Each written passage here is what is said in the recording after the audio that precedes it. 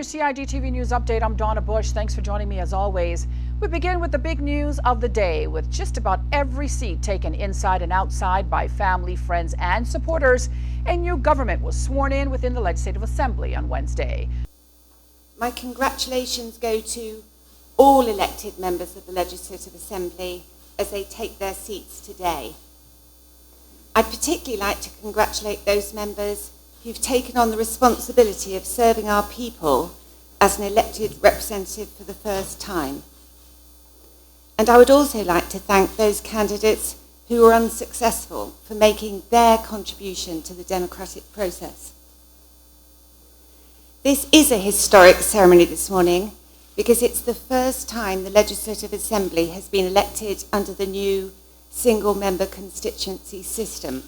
Just 1 week after the general elections, Her Excellency Governor Helen KILPATRICK swore in the Honourable MCKEEVA Bush as Speaker of the House and the Honourable ALDEN McLaughlin as Premier, after both were nominated by members of the government bench, while all members of Parliament were also sworn in.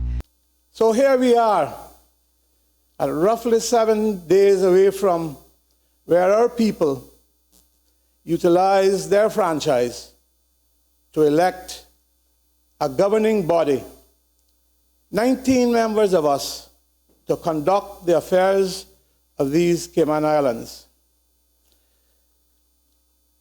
Friends, we have joined together, some of us, to come together with the People's Progressive Movement and a number of independents to form a government of national unity. The negotiation to arrive at this position was very difficult. Took several diversions, but in the end, we believe there is a government which will serve the interests of the people of the Cayman Islands. So we therefore want to call all our members, our supporters, friends and well-wishers to support this new government of national unity in the interest of all Caymanians and these Cayman Islands.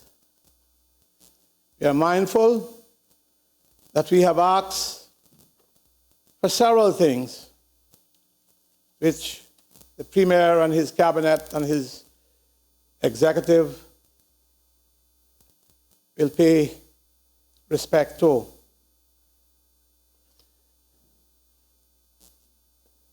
The results of the election has highlighted the need for greater political cooperation in order to meet the expectations and aspirations of the people of these islands. And so we have committed to immediately work together to resolve a number of matters of concern to the people of the Cayman Islands. And we look forward to the Premier and his cabinet working with us to resolve the many issues that strike at the heart of our people. When proceedings inside the Legislative Assembly were completed, the new government ministers were then sworn in outside, where Premier the Honourable ALDEN McLaughlin gave his address to the people of the Cayman Islands. It is in the spirit of cooperation that this new government of national unity has been formed. Cooperation for the greater good of all our people of these Cayman Islands. In this regard, I am especially thankful to the members of the Cayman Democratic Party and the independent members who put country before self or party to join with the progressives to form the government.